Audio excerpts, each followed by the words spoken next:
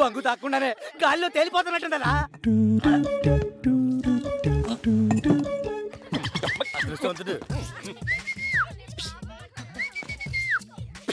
మహేష్ బాబు పిలుస్తున్నాడు అంకల్ అక్కడ. యాదానికో నాకేం తెలుసుద్ది, వెళ్తే తెలుసుద్ది. వెళ్ళండి. ఏమ్రా ఏం నన్ను రమ్మన్నావట? బలిసిందా? అరే నీ అబ్బా బంగు మొత్తం తాగేసినవేమ్రా? తాగండ్రా. ఏం చేస్తావురా డిఫా?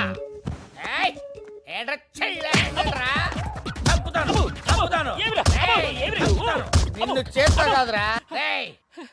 ఈ పెళ్లి కాన్సెప్ట్ ఏంటో చెప్పరా. కాన్సెప్ట్ ఏముంటది బా?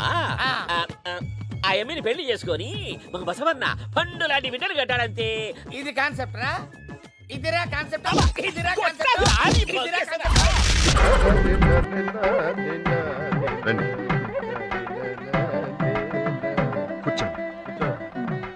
కూర్చోండి.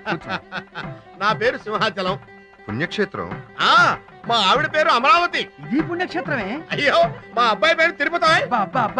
మహాపుణ్యక్షేత్రం. మీ ఇంట్లో అందరూ పుణ్యక్షేత్రాలే అన్నమాట. అవునండి.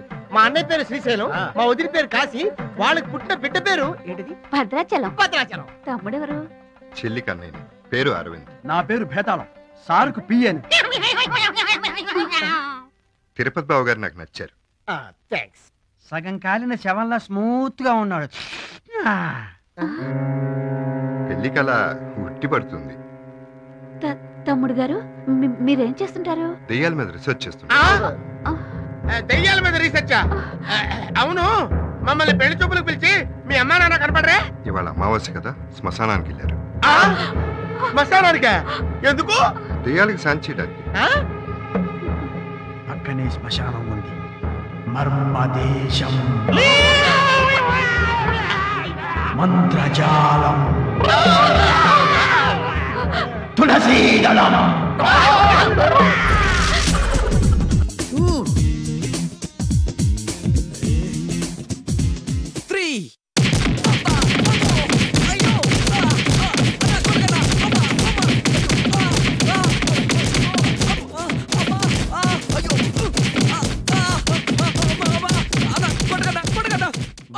మస్తు వేస్తుండ అన్న. ఒక్కడ గుర్తున్నట్లేదు, చాలా మంది గుర్తున్నట్టుంది. వాళ్ళంతా హులమైపోతుంది. అసలు ఏం జరుగుతుంది ఇక్కడ చూద్దాం.